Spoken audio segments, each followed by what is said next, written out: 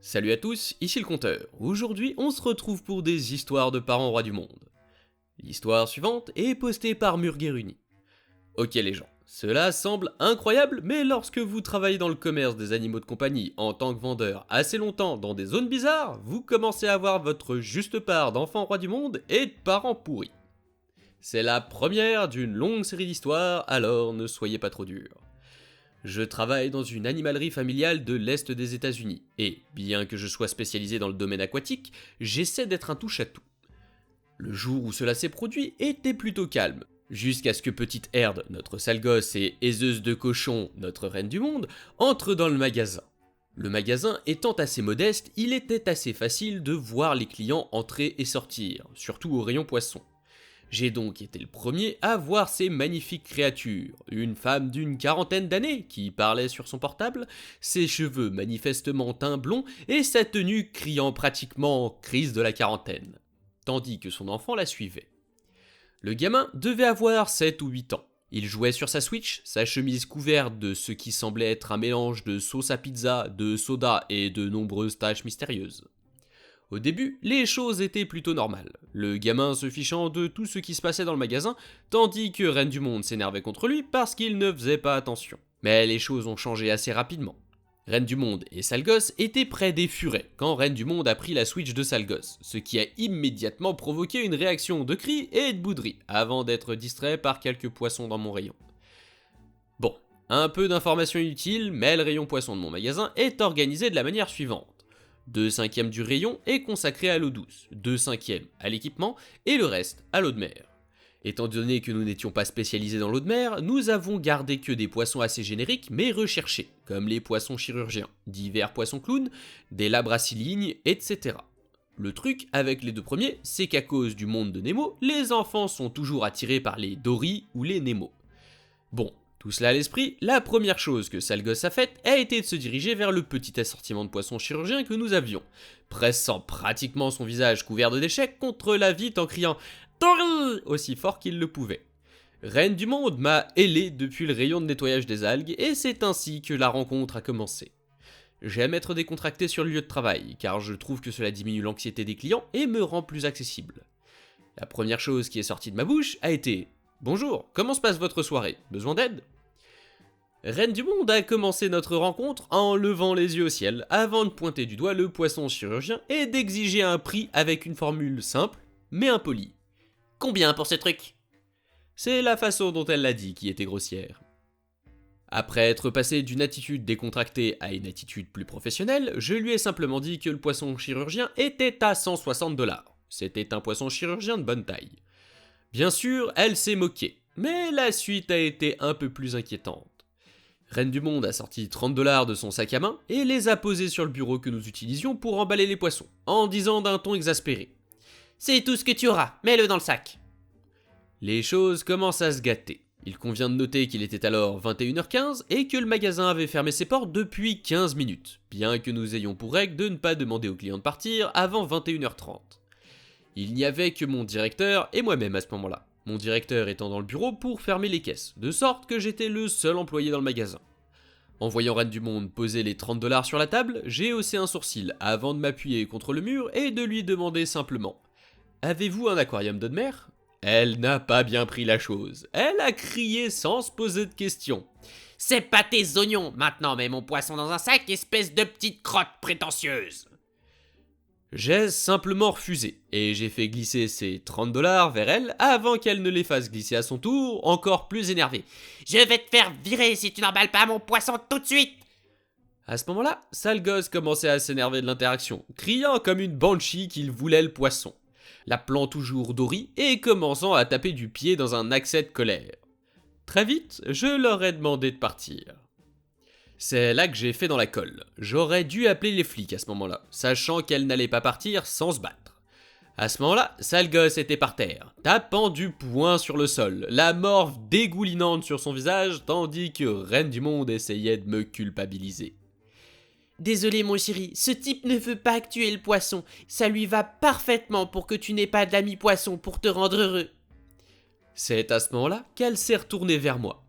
Tu vois ce que tu as fait, espèce d'imbécile! Tu brises le cœur de mon ange parce que tu es trop Wow! parce que tu es trop juif pour me vendre le poisson!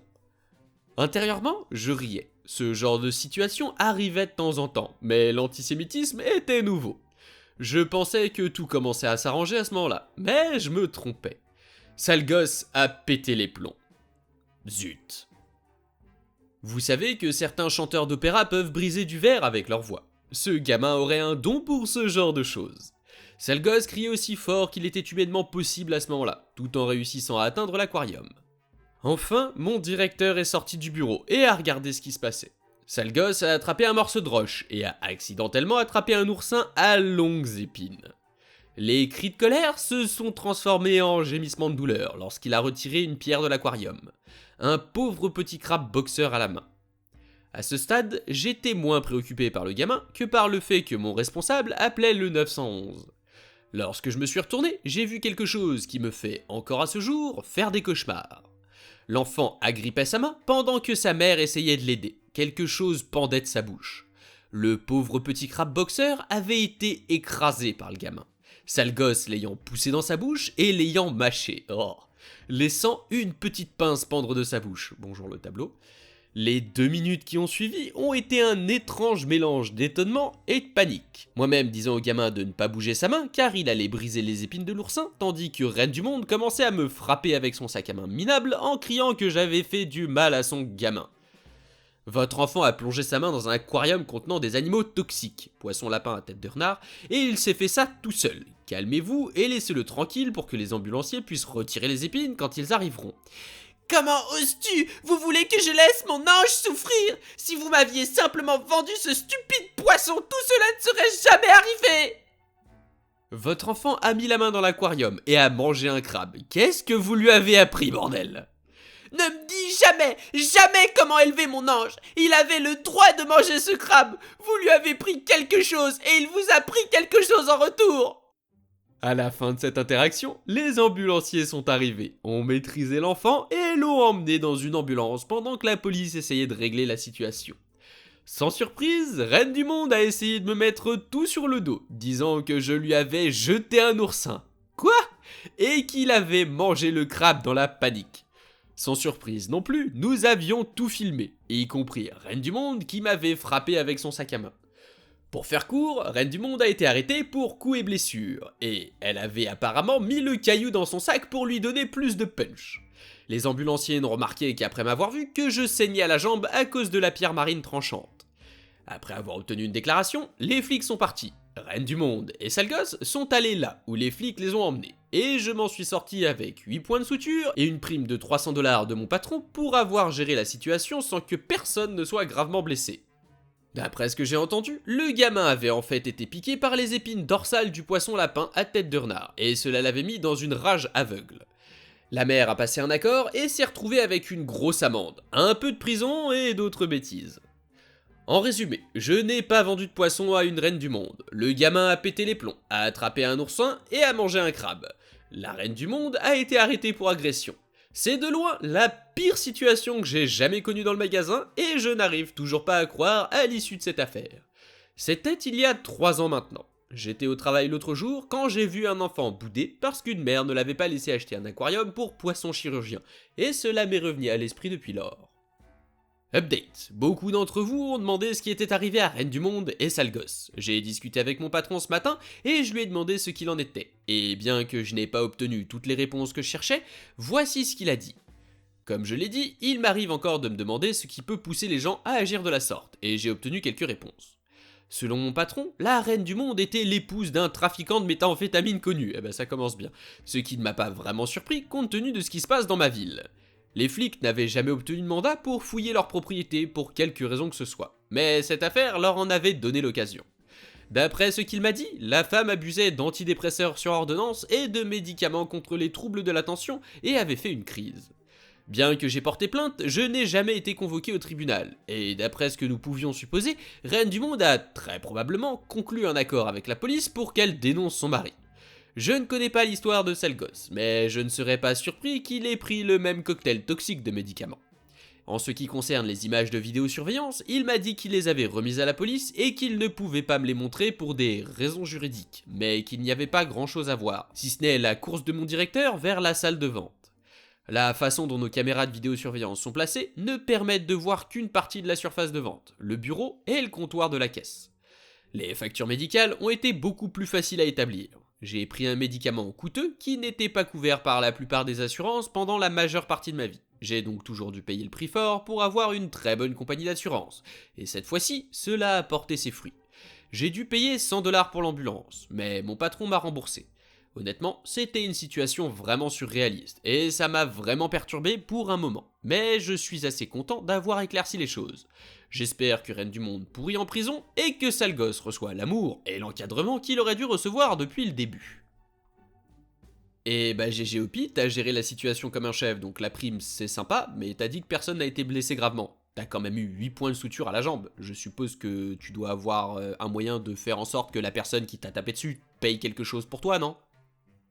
Puis je me demanderais toujours pourquoi est-ce que certains parents ont des enfants, surtout si c'est pour les traiter de cette manière. L'histoire suivante est postée par Zad Texas Kid. Après n'avoir jamais eu affaire à un parent roi du monde de ma vie, j'en ai maintenant rencontré 2 en l'espace de quelques mois. Normalement je suis grossier, mais je vais garder les choses propres pour r/slash et d'autres. Merci mon gars. Je suis donc chauffeur-livreur pour grande entreprise de livraison de nourriture à grande ville universitaire du Texas où tout le monde aime le marron.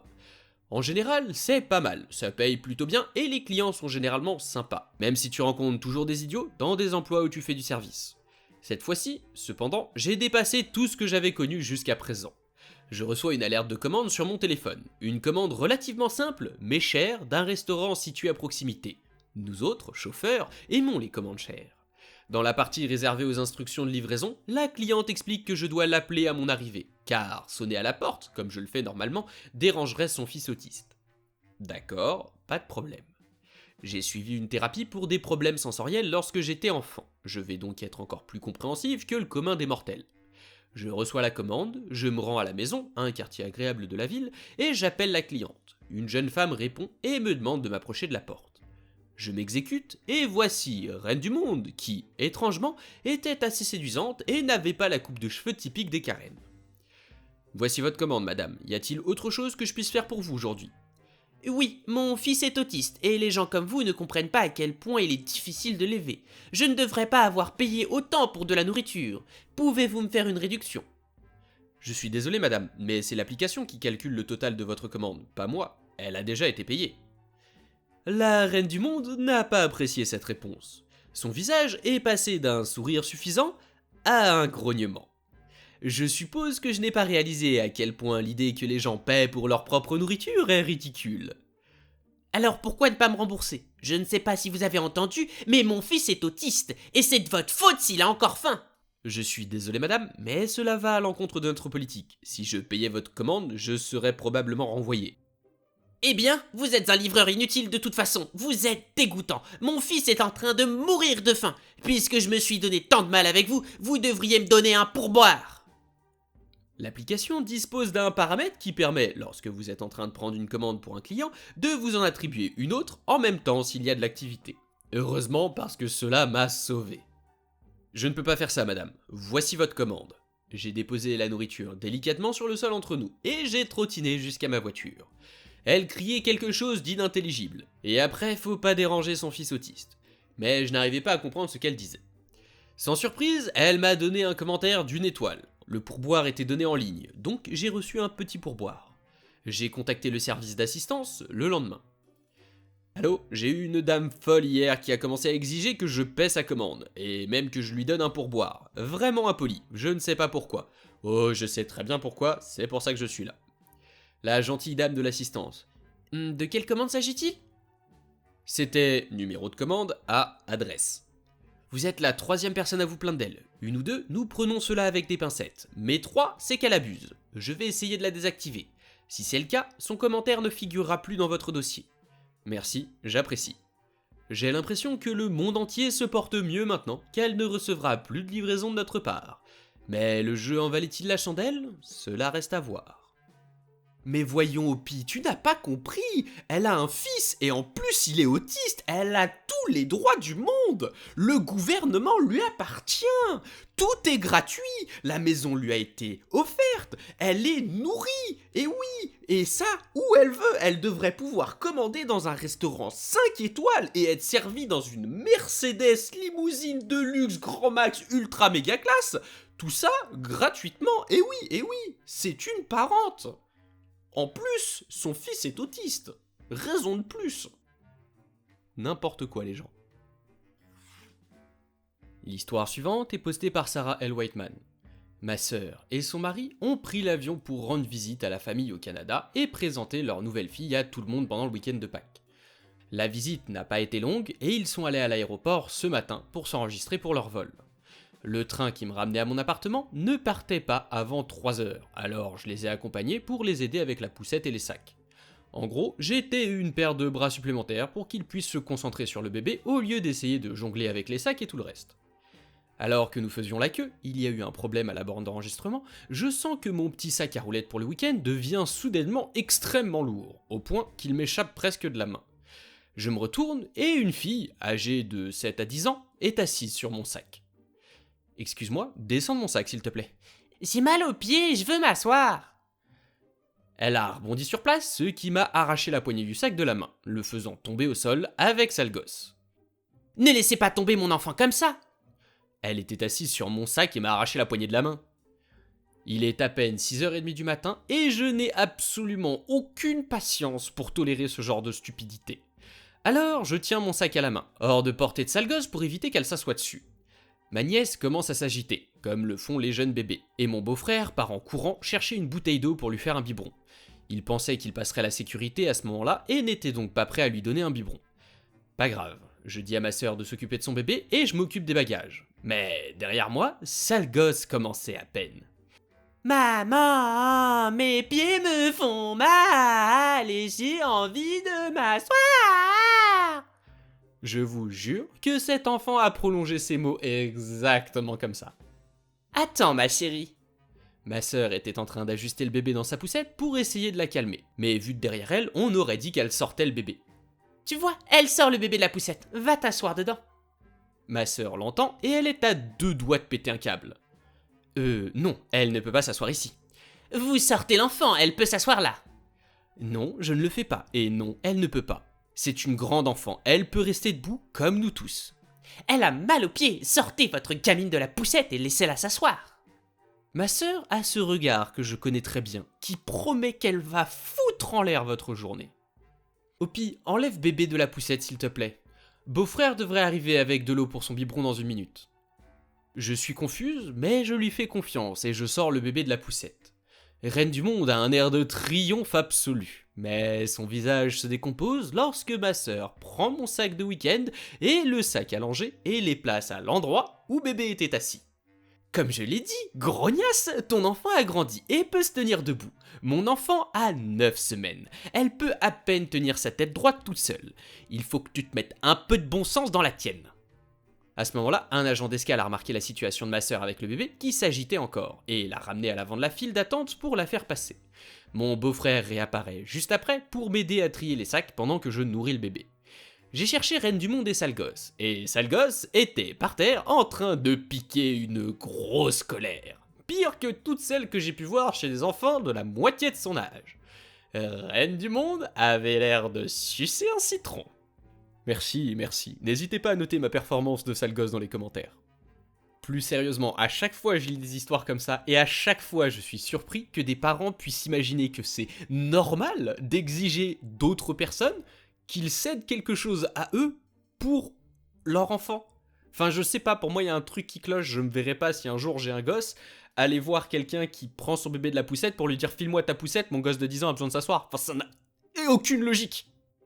C'est tout pour aujourd'hui, alors si la vidéo vous a plu et pour m'aider avec le référencement, n'oubliez pas de laisser un like et de partager la vidéo autour de vous pour m'aider à faire grandir la chaîne, sans oublier de vous abonner si c'est pas déjà fait, d'activer la cloche pour pas rater les prochaines, laisser un commentaire, ça aide aussi le référencement et je les lis tous, les plateformes de soutien sont en description si certains veulent soutenir la chaîne financièrement. C'était le Conteur, on se retrouve bientôt pour de nouvelles histoires.